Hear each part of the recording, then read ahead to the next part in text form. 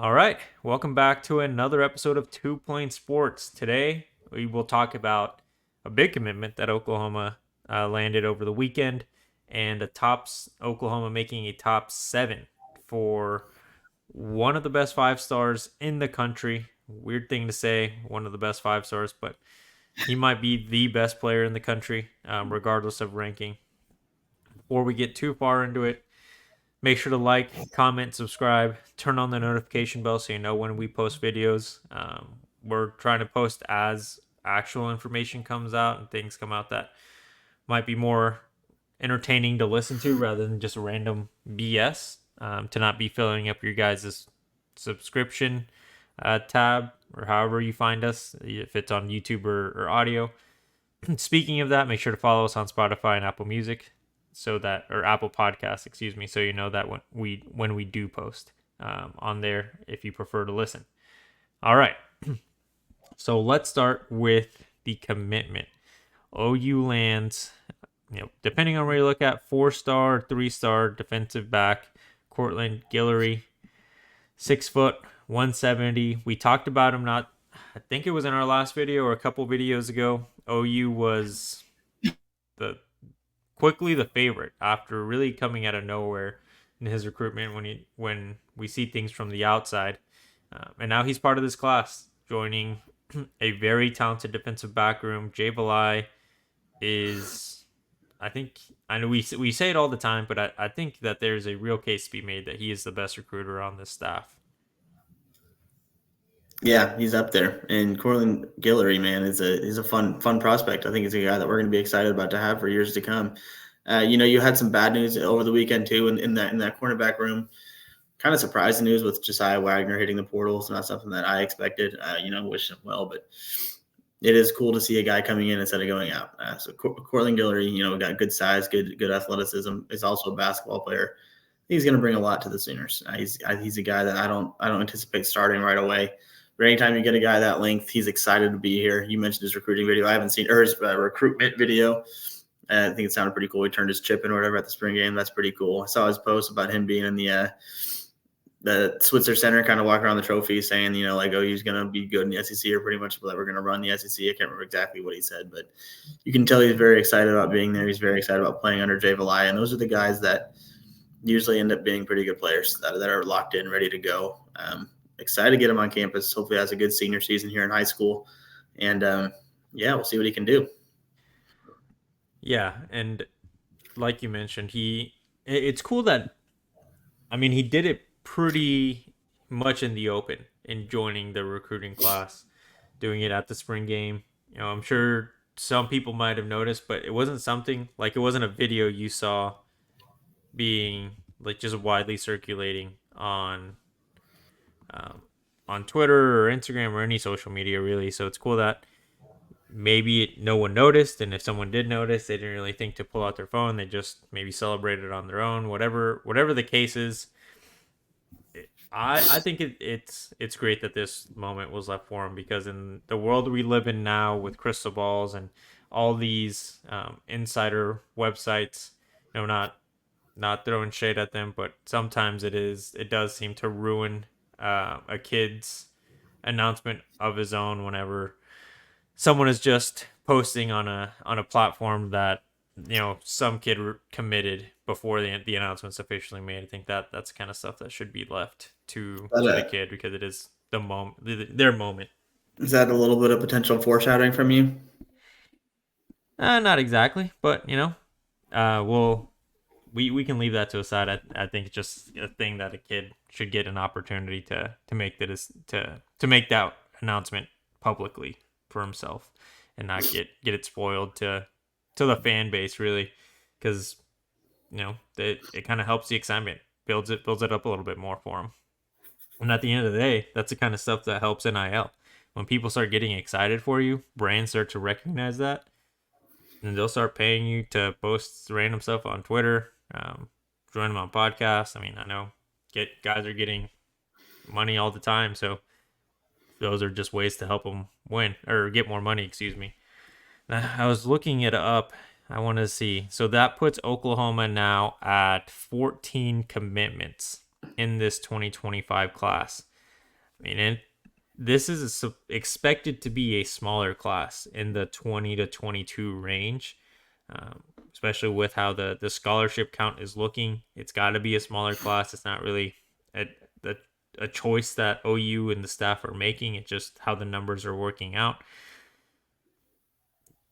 So basically there's 6 to 7 spots left in this recruiting cycle.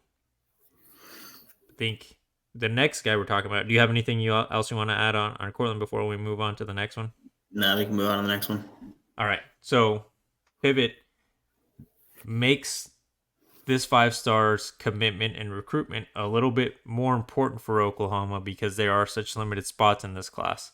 OU made the top, I want to say it was 6. I should have looked It's more 7. closely. Top 7 for 5 star safety slash linebacker Jonah Williams out of Galveston, Texas. Oklahoma was the favorite, and I think in some circles definitely still seen as the favorite to land Jonah Williams, but a lot of stuff has happened since all those crystal balls came in and back in January. He hasn't visited since the wintertime. So hopefully Oklahoma can get him back on campus in May or early June. I mean, school is wrapping up here for everyone in college and high school, so that this is the time when every college program is looking to get on these kids' books. They're trying to schedule official visits, unofficial visits. How often can he come up here? And it's not like Galveston is close, but it's not right down the road. So it's definitely something that's got to be planned and done ahead of time. Brandon, what do you think about OU's realistic chances of landing Jonah Williams, and can he be one of the final 6 or 7 guys to be part of this class? I would love for that to happen. Jonah Williams, I mean, he's a freak. There's some numbers in there that I want to talk about here in a second, but uh, like we talked about before we started recording, I think the fact that he is a baseball player greatly helps our chances here. I mean, I'm sure other schools have done it; they get it done, whatever. But I feel like Oklahoma really they're kind of the blueprint of how to manage those two schedules. They've clearly shown and demonstrated an ability to work with these athletes who play both baseball and football and can get it done at a high level. You had Kyler Murray is the one that everybody wants to talk about, but in this last cycle alone, James Nesta and Taylor Tatum are 2 players that pretty much highlighted picking Oklahoma because of their relationship with Skip Johnson and because of them kind of sitting down and breaking down exactly how this looks as a baseball player and a football player at Oklahoma. I'm sure they've got schedules and it all mapped out and it works nicely. And I'm guarantee you Skip Johnson's pitching that. Brent Venables is pitching that. I think guys like James Nesta and Taylor Tatum should also be part of this recruitment process as baseball players themselves. They can be like, hey, man, this works. We're doing this. Then we got football. I don't know how the schedule looks at, but it clearly works out. I think these guys need to be a part of his recruiting pitch because Jonah Williams is a stud. He's going to be a stud on the football field, on the baseball diamond. His football stats I want to talk about from last season that are just, I mean, this shit is bananas. Sorry for cussing, but he had 6 touches as a defensive player. He had 2 fumble recoveries, 4 interceptions. 2 of those, or he returned 3 of those interceptions for touchdowns and had 1 fumble return touchdown. So 4 of the 6 touches that he got getting the ball on defense, he ended up turning into touchdowns. The dude also had 2 punt returns and 2 kickoff returns for touchdowns. So just dynamic athlete, dynamic size, good baseball player. This would be a home run. I mean, like you alluded to, I think there's a real possibility this kid is the best in the entire class. So you want to pull out all the stops for somebody like him. He has the potential to be a day one guy. He definitely does. And to name off his top 7, Oklahoma, Oregon, Southern Cal, LSU, A&M, Ohio State, and Texas. Texas definitely going to be a school to look out for here, and as they're going to try to ramp up their pursuit of Jonah Williams. I think Ohio State's going to be one that'll really start pushing for more opportunity there in A&M. LSU as well. These are top 7, so all these schools can be dangerous. I personally, Oregon and USC, I would guess are at the back of the line there in that group of 7, with the schools more immediately closer to him being the ones that have the better opportunity at landing him, and then Ohio State. Ohio State's just putting together a great defensive back class. I wouldn't be surprised if that alone attracts them a little bit more to playing in Columbus. But Yeah, I he's a mean, defensive player. You got to think USC is not going to be something that he. I'd be shocked if USC ends up being serious in the runnings. I feel like it's probably close to a top six, yeah. but you never know. Well, and I mean, the Texas and A&M are going to make a run here as well. Like I know I mentioned them a second ago. I just think that because he is in the state, them being just a little bit closer to him when it comes to proximity can play a factor here. But we are coming up to the summer. If he's going to make his decision in the summertime, it's when Oklahoma's got his chance. The coaches did visit him here in the last week. I think it was the entire defensive staff went to go see him at a baseball game. So Oklahoma's putting a full court press on making sure that he knows he is a priority for them, for this class. Would not be surprised if Kevin Sperry and the rest of this 2025 class are reaching out. I mean, I think some people might disagree, but Kevin Sperry is probably the best recruiter Oklahoma's seen in a peer-to-peer situation. JFA was pretty good. Probably, and I think he's better than him. JFA was pretty solid.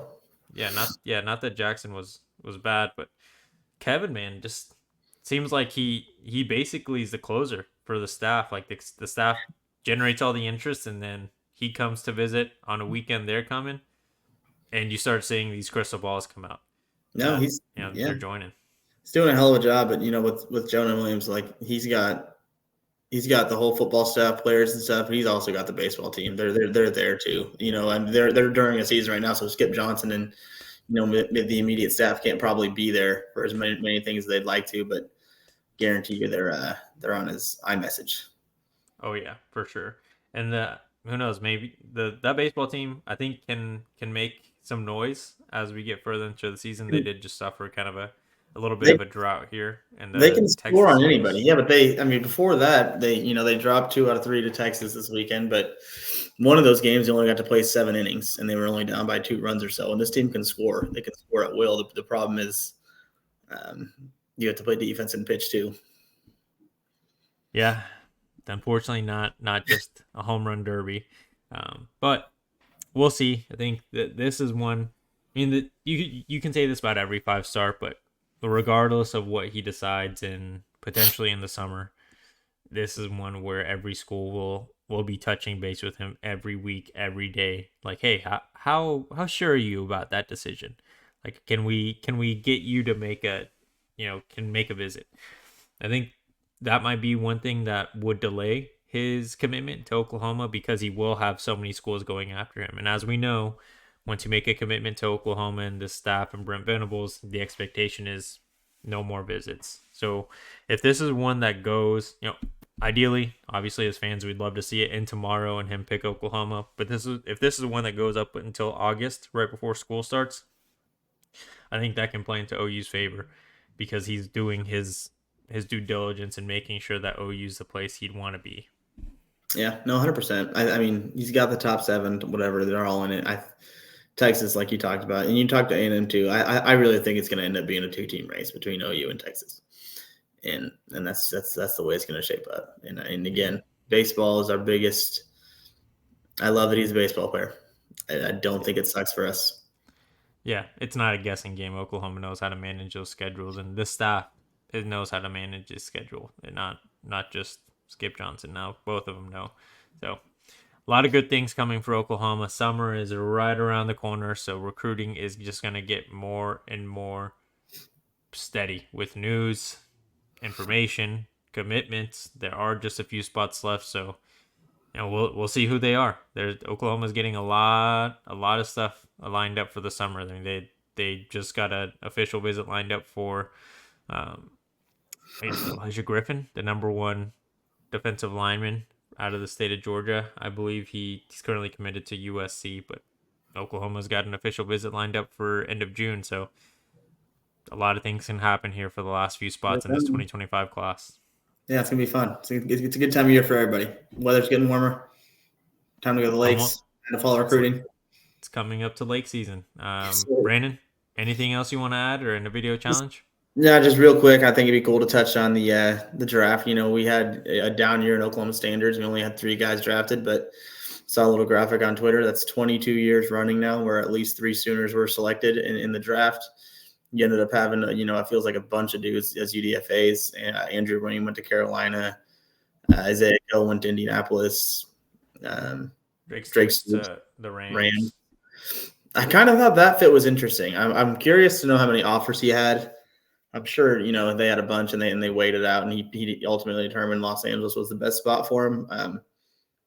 I don't necessarily love it with him being that slot receiver, and they got Puka there, but we'll see. I believe in Drake. I'm sure he'll make the team there somehow, some way. It'll be fun to follow. Yeah, we'll see. Maybe he ends up going to be a Patriot later down the line. Those little It's usually the type of little guys wide they like. receivers over there seem to succeed. Yeah, we'll see. I think Um, that, but and McCade Mettauer, where the heck did he end up going? He got signed somewhere. I didn't see where he went. I don't remember. But the more important one is Walter Rouse is a Viking, and we can all be excited for that. Yeah, but you got a quarterback who has lipstick. No, no, no. We got the future of the NFL. National champion. I don't. Oh, we'll see. We'll see. But yeah, I guess we can, for an end of video there, we can do. Who was your favorite Sooner selected or favorite situation? I do like the Walter Rouse situation from Minnesota. Think that works out. Like I said, I don't love Drake Stoops in Los Angeles, but I'm sure it'll work out for him. Tyler Guyton in Dallas is going to be, fun. I'm sure. Most of our viewers here are Cowboy fans, and they usually have a pretty good offensive line. And Tyler Guyton should just keep that going. Agreed. Let us know. Make sure to participate in the India video challenge. Like the video, subscribe to the channel if you aren't already. Share the video. Tell all your friends, tell your family, hit the subscribe button. Follow us on all social media, link down below. And if you prefer to listen, make sure to follow on Spotify and Apple Podcasts so you never miss an episode on there. Thank you all for watching, and we will see you next time.